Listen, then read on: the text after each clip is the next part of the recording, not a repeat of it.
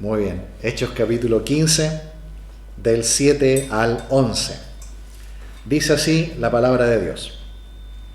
Después de mucha discusión, Pedro se levantó y les dijo: varones hermanos, vosotros sabéis cómo ya hace algún tiempo que Dios escogió que los gentiles oyesen por mi boca la palabra del Evangelio y creyesen. Y Dios, que conoce los corazones, les dio testimonio, dándoles el Espíritu Santo, lo mismo que a nosotros, y ninguna diferencia hizo entre nosotros y ellos, purificándola por la fe sus corazones. Ahora pues, ¿por qué tentáis a Dios poniendo sobre la cerviz de los discípulos un yugo que ni nuestros padres ni nosotros hemos podido llevar? Antes creemos que ¿qué dice? Por la gracia del Señor Jesús seremos salvos, de igual modo que ellos. Oremos. Padre amado, le alabamos en esta tarde y pedimos, Señor, la guía de su Espíritu para poder comprender su palabra. Guíenos, Señor, a poder mantenernos firmes como iglesia, como lo hizo la iglesia primitiva. En medio de ataques, Señor, en la doctrina, ellos se mantuvieron fieles a la enseñanza de los apóstoles. Ayúdanos, Señor, a hacer lo mismo, lo pedimos en el nombre de Jesús. Amén.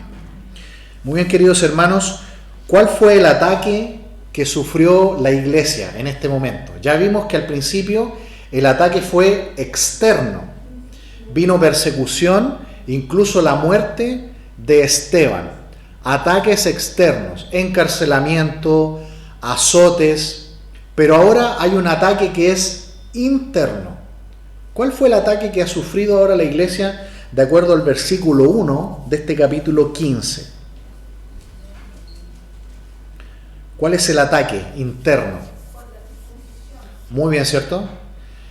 Un ataque doctrinal. Fíjense cómo el maligno siempre está atacando a la iglesia por todos los flancos, ¿no? Encarcelando a los apóstoles, azotes, apedreamiento, incluso la muerte. Y recordemos que en el judaísmo de los fariseos perseguían a los cristianos, les quitaban sus posesiones y los metían presos. Pero ahora también hay un ataque que tiene que ver con la doctrina. Dice el versículo 1 del capítulo 15: entonces algunos que venían de Judea enseñaban a los hermanos: si no os circuncidáis conforme al rito de Moisés, no podéis ser salvos. ¿Qué estaban haciendo este grupo de falsos maestros, de lobos rapaces que se habían metido en la iglesia?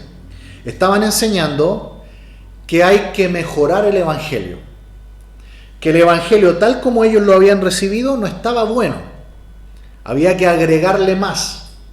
Y ellos dijeron: muy bien, Cristo, pero también tiene que guardar el rito de la circuncisión. Es lo mismo que le pasa hoy a muchas iglesias que se llaman cristianas. Por ejemplo, en el catolicismo romano, si usted lee doctrina católica, va a ver que efectivamente dice que sí, que la salvación es por la fe. Pero ellos le agregan, ¿cierto? Le agregan los sacramentos. Usted tiene que cumplir los 7 sacramentos. ¿Cuál es el primer sacramento?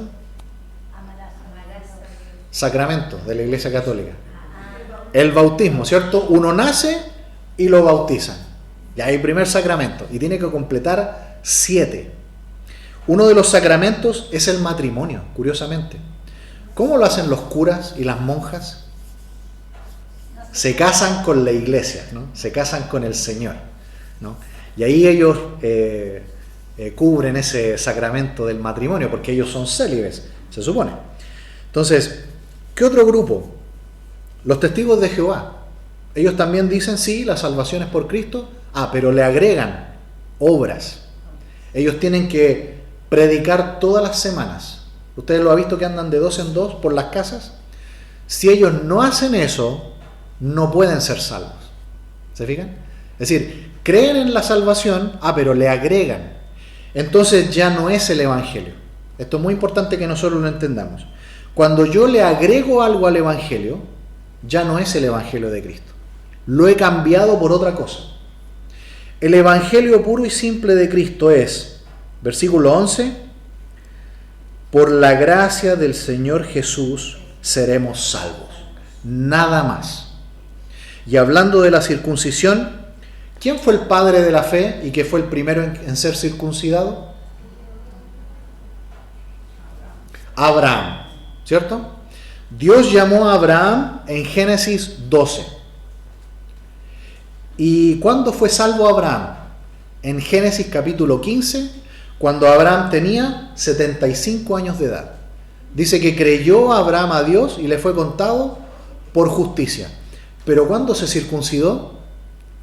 En el capítulo 17 de Génesis, a los 99 años de edad. Por lo tanto, la circuncisión de Abraham, ¿tuvo algo que ver con su salvación? No. Cero, nada.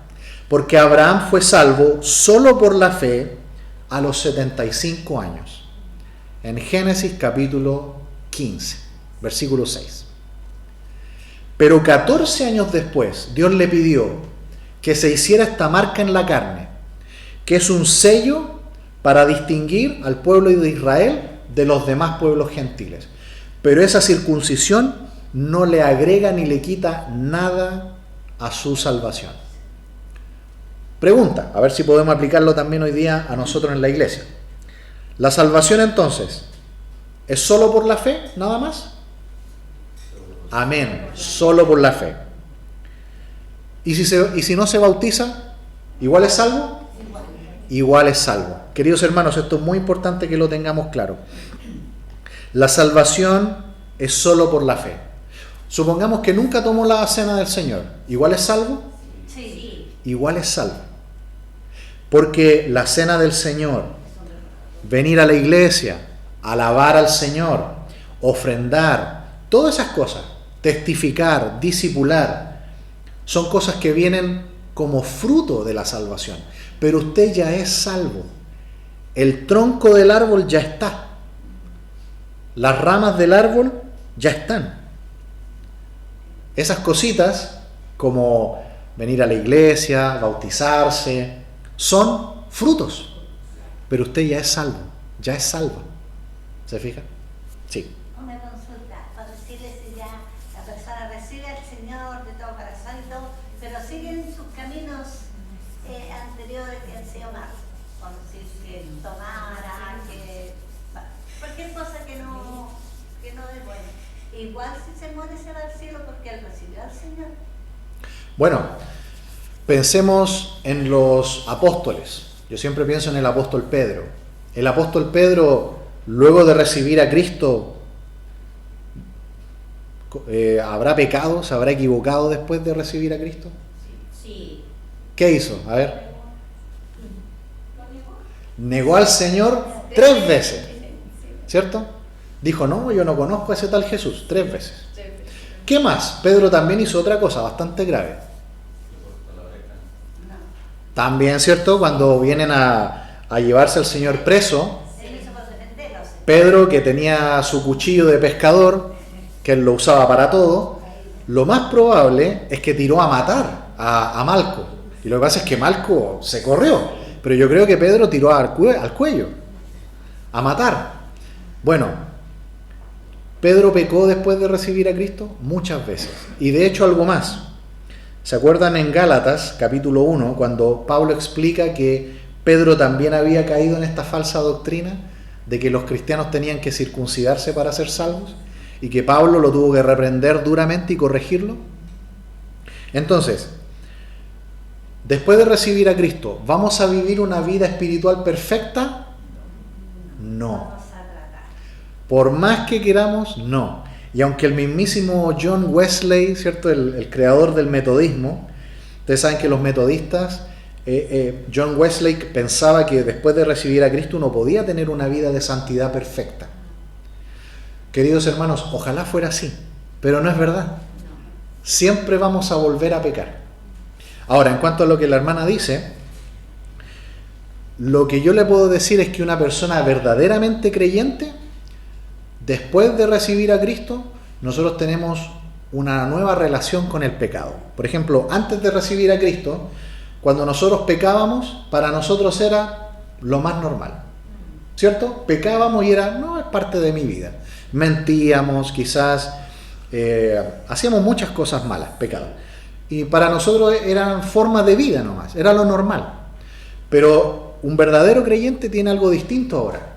Cuando yo peco, me doy cuenta y soy consciente de ese pecado. Lo puedo hacer y todo, pero me duele ahora. Y el Señor me lleva al arrepentimiento. Puede quizás pecar, sí, pero si es un verdadero hijo del Señor, el Señor lo va a traer. Y cuando nosotros estamos en plena rebeldía, dice Hebreos capítulo 12, que el padre que ama a su hijo, ¿qué le hace cuando lo ve portándose mal? Lo disciplina. Y ahí ocupa una palabra un poquito fuerte, ¿no? Dice, si ustedes no fueran hijos, sois, ocupa una palabra un poquito fuerte, ¿no? Bastardos, ¿cierto? Un hijo no verdadero, un hijo no legítimo. Pero dice, pero porque sois hijos, el Padre que te ama va a venir y te va a disciplinar, te va a corregir. Siempre que un hijo verdadero de Dios se desvíe del Señor, ya sea la iglesia puede disciplinar, pero también el mismo Señor directamente puede disciplinar a sus hijos, de diferentes maneras. Y nosotros sabemos, en nuestra relación con Él. Por lo tanto, yo no puedo ver el caso a caso, ¿no? Pero lo que yo sé es que después de que uno recibe a Cristo, cuando uno peca, uno por primera vez es plenamente consciente de lo horrible que es el pecado. Antes no lo teníamos eso. Antes decíamos, no, me da lo mismo. Pero hoy que nos damos cuenta de lo horrible que es el pecado, de que estamos ofendiendo al Señor, hoy día el pecado nos entristece. Antes nosotros pecábamos y era una alegría pecar, era un gozo, era una fiesta pecar, ¿cierto? Lo pasábamos bien. Pero hoy día yo peco y me duele.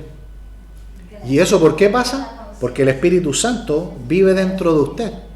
Y dice que el Espíritu Santo nos entristece, nos contrista para guiarnos al arrepentimiento. Y si seguimos rebeldes, va a venir el Señor mismo como Padre amoroso y nos va a corregir Él mismo. Entonces mucho mejor arrepentirnos antes y caminar, no en perfección porque nadie puede vivir perfectamente, pero vivir temerosamente bajo la mano del Señor. Eso sí se puede. Eso sí se puede. Pero una vida perfecta, como dice el metodismo, no. Nadie puede. Decir eso es autoengañarnos. Realmente nadie puede vivir perfectamente. ¿Sí? Sí, y realmente yo siempre cuento esta historia. No sé si ustedes recuerdan que cuando ocurrió la Segunda Guerra Mundial, mandaban a veces algunos equipos de soldados a cumplir ciertas misiones. Y a veces mataban a toda esa unidad militar y los declaraban oficialmente muertos o desaparecidos en acción. Se usaba ese término. Pero hubo una ocasión donde una de estas unidades que la habían declarado muerta completa, rescataron a un soldado. Pero ese soldado ya estaba muerto, legalmente. Estaba inscrito como muerto. Entonces después, en la década del 50, ustedes recuerdan que hubo otra guerra, la guerra de Corea, y a este soldado estaba en edad de que lo volvieran a reclutar y mandarlo a Corea. Pero como él estaba legalmente muerto, no lo pudieron obligar a ir al ejército. Con la vida espiritual pasa algo parecido. Romanos 6, 1 y 2 dice que nosotros ya estamos muertos al pecado. Es decir, cuando nosotros no éramos cristianos, cuando no teníamos a Cristo en nuestro corazón, el pecado era nuestro amo y nuestro Señor. Y nosotros le obedecíamos y nosotros éramos su total esclavo. Pero cuando nosotros nos morimos al pecado, ese amo ya perdió el poder que tenía antes sobre nosotros. Porque hoy día yo soy sensible, yo hoy día estoy vivo en Cristo. Estoy muerto al pecado, pero estoy vivo en Cristo. Entonces yo hoy día por primera vez siento cuando peco. Siento cuando peco y me duele haberlo hecho. Y lloramos incluso cuando hemos pecado. Y esa tristeza nos lleva de vuelta al Señor. Ese es un verdadero creyente. A lo mejor no hace grandes cosas, ¿cierto? Grandes hazañas, como Moisés sacando al pueblo de Israel de Egipto, pero tiene una nueva relación con el Señor por medio de Cristo. Hoy día el pecado, yo lo siento y me duele. Y tenemos esta gran alegría, que yo creo que es la gran alegría del creyente con relación al pecado, el gozo de no pecar. Cuando viene una tentación, ¿cierto? Y yo la venzo, ¿cómo me siento yo? Contento. La alegría de que no pequé. Porque antes lo hacía nomás. Era lo más normal para mí pecar. Pero hoy día yo veo que viene el pecado hacia mí, yo lo enfrento y no lo hago. ¿Y qué siento yo? Gozo. Porque ahora soy distinto, soy una nueva criatura. Y la derrota espiritual viene cuando nosotros perdemos esto que dice Pedro acá, el poder de la gracia.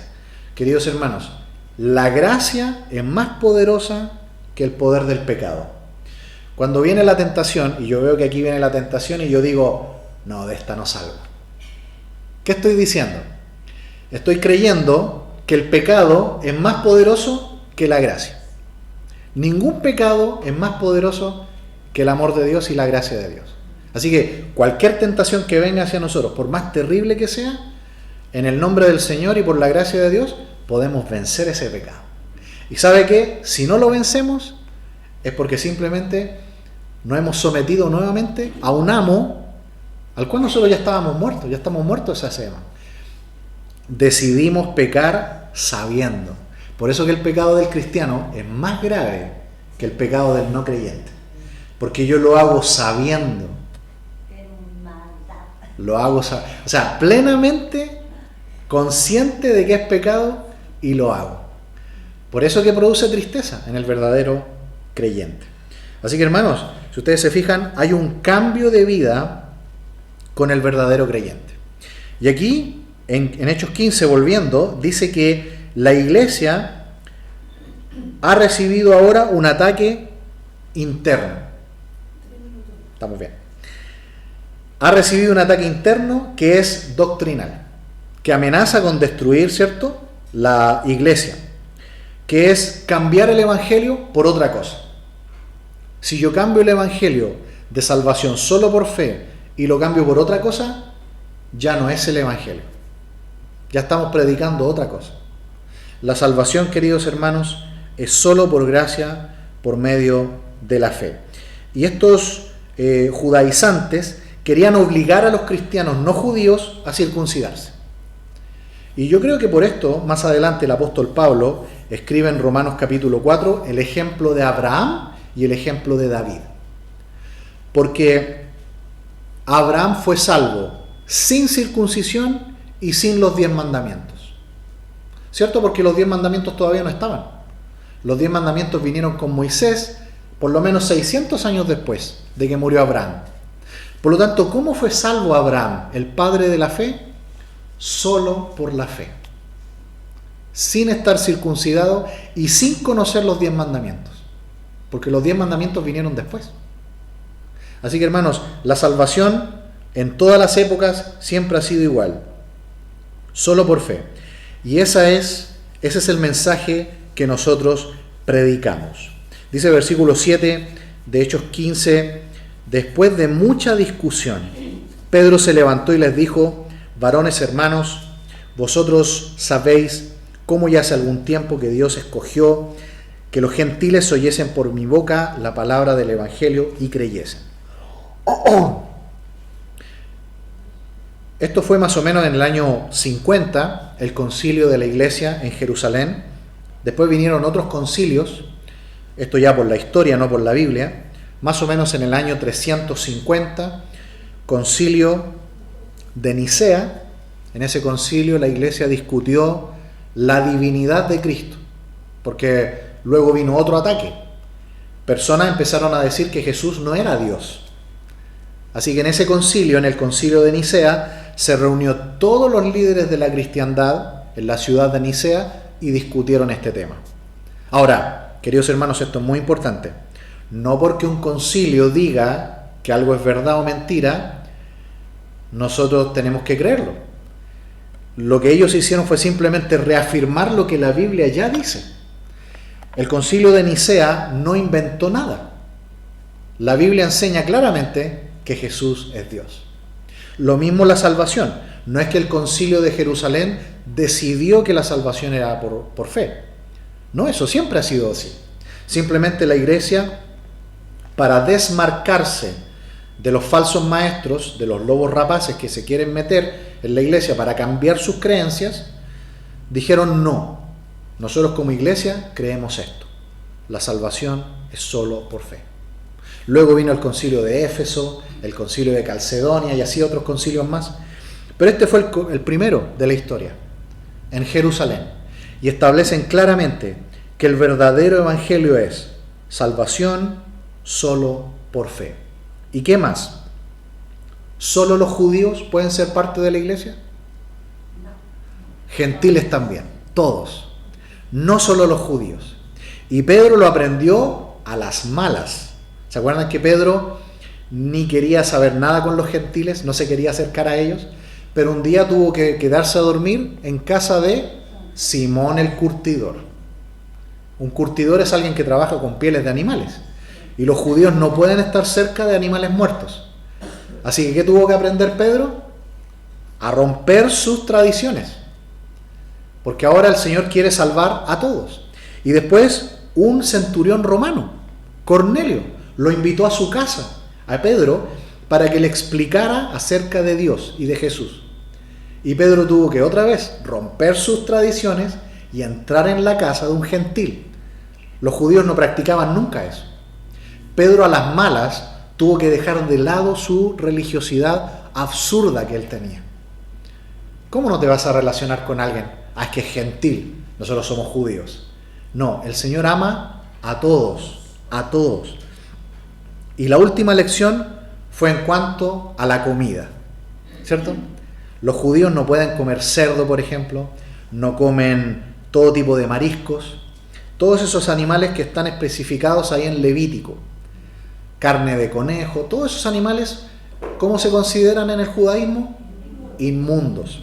Pero el Señor le dijo a Pedro, Pedro, mira, te presento todos estos animales, y eran puro carne de animales inmundos. ¿Y qué le dijo el Señor a Pedro? Mata y come. ¿Y Pedro qué le dijo? No, Señor, le dijo. No, le dijo no al Señor. Imagínense cómo somos de religiosos, que Pedro le dijo que no al Señor. O sea, para Pedro era más importante su religiosidad. Pedro, si el mismo Jesús te está diciendo que comas, no pasa nada. Pedro tenía que superar su religiosidad. El Señor ama a todos. Y por eso que aquí Pedro dice, versículo 8, Dios que conoce los corazones les dio testimonio, dándoles el Espíritu Santo igual que a nosotros. Y ninguna diferencia hizo entre nosotros y ellos, purificando por la fe, ¿qué cosa? ¿El cuerpo? Sus corazones. ¿Dónde está la fe? En el corazón. La fe no es hacer cosas, puede ser un fruto de la fe.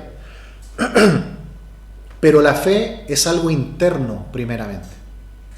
El religioso, ¿qué le importa? Hacer cosas. Hacer cosas. Siempre está preocupado del hacer, de la liturgia, de la forma de hablar, de la vestimenta, todas esas cosas. Eso es religiosidad. Pero al Señor, ¿qué le interesa? Al Señor le interesa tu corazón. Y aquí nosotros podemos ver que judíos o gentiles, ambos han sido purificados por la fe en sus corazones.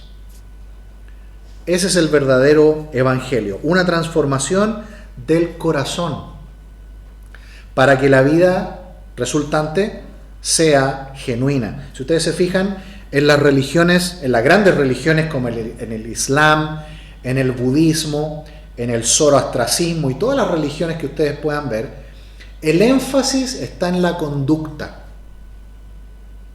pero no en el corazón.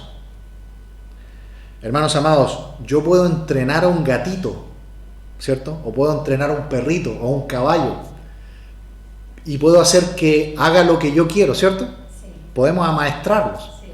Pero eso no lo hace humano. Que un ser humano cambie su conducta y genere una serie de comportamientos buenos, no significa que su corazón esté transformado. Yo le puedo asegurar que hay muchos budistas, islámicos, que tienen mejor conducta quizás que nosotros. ¿Sí o no? Puede haber, que tienen una conducta más recta incluso, más respetuosa. Mejor quizás que nosotros. ¿Pero eso los hace salvos? No. Porque es una transformación interna del corazón. Obviamente se espera que si hay una transformación interna del corazón, se produzca hacia afuera un cambio también de conducta, pero una conducta verdadera, que nazca de un corazón transformado. Versículo 10. Ahora pues, ¿por qué tentáis a Dios poniendo sobre la cerviz de los discípulos un yugo que ni nuestros padres ni nosotros hemos podido llevar? ¿Se acuerdan cuando Jesús dijo, venid a mí todos los que estáis trabajados y cargados, que yo os haré descansar? ¿Por qué Jesús dijo eso? Porque en el judaísmo, los fariseos y los sacerdotes, ¿qué le decían a la gente? Ustedes tienen que cumplir con esto, y una serie de normas religiosas para poder ser salvos. Y Pedro dice aquí, ni nosotros, ni nuestros padres, ni nuestros abuelos, nadie puede sobrellevar semejante carga. Porque nosotros siempre vamos a pecar, no importa la conducta religiosa que hagamos.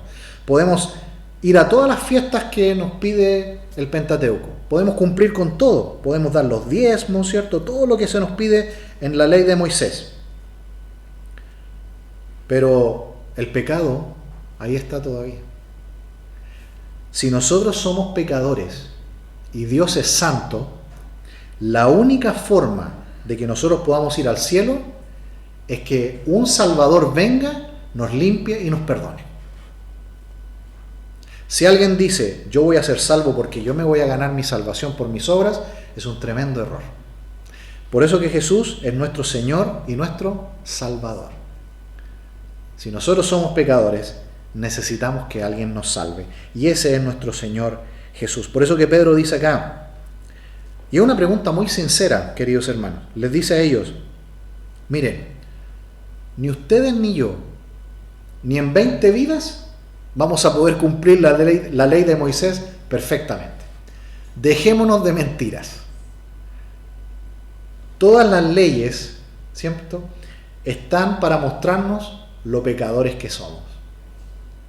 Yo no sé si usted alguna vez, cuando sus hijos eran pequeños o sus nietos, usted, para enseñarles obediencia, ponía encima de la mesa una cosita, ¿no? Y decía, eso no se toca. Y uno lo dejaba ahí, para enseñarles obediencia. Y uno se iba del cuarto, y uno miraba así, y ahí estaba el niño jugando, ¿cierto? Y uno volvía y lo soltaba, decía, como que no lo había tocado, ¿cierto? Porque las leyes, las reglas, ¿para qué están? Para mostrar lo pecadores que somos. La ley eso es lo que hace, mostrar que el pecado es nuestra naturaleza más propia. No entrar, y ahí uno va, ¿cierto? Y entra. Uno va a las tiendas, se han fijado que en las tiendas dice no tocar. Es lo primero que uno hace, ¿cierto? No, o cuando uno era niño, no sé si ustedes se acuerdan, no pisar el pasto. Y ahí los niños levantábamos la pierna y pasábamos por el pasto, ¿cierto? Porque las reglas muestran lo pecadores que somos. Así que lo prohibido es lo que más nos gusta. Entonces, ¿nos vamos a salvar por guardar reglas? No. Las reglas están para mostrarnos lo pecadores que somos. Para salvación tenemos que ir al Salvador, al Señor Jesús. Y así termina el pasaje. Antes creemos que por la gracia del Señor Jesús seremos salvos. Amén. De igual modo que ellos. Así que, amados hermanos, en esta tarde hemos visto nuevamente una segunda parte de que los líderes de Dios, ¿qué son en la iglesia? Son los guardianes de la iglesia y los guardianes de la doctrina. Están para proteger que la iglesia mantenga el puro y sano evangelio. Y ese es el evangelio, queridos hermanos, que tenemos que compartir en esta semana. Oremos. Padre amado, gracias por este tiempo en su palabra y ayúdenos, Señor, a poder compartir del evangelio con cuantos podamos. en esta semana. Gracias, Padre, porque en Cristo hemos encontrado el perdón y la salvación de nuestros pecados. Lo agradecemos todo en el nombre de Jesús. Amén.